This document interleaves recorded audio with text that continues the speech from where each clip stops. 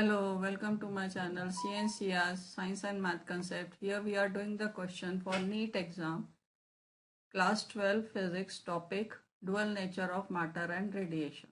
The question says when a proton is accelerated through 1 volt, its kinetic energy will be 1 electron volt, 13.6 electron volt, 1840 electron volt or 0.54 electron volt.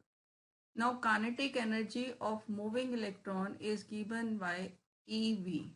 Now we are given V is equals to 1 volt. Therefore kinetic energy is equals to E into 1, that is equals to 1 electron volt. Therefore now the option A is giving us the answer of 1 electron volt.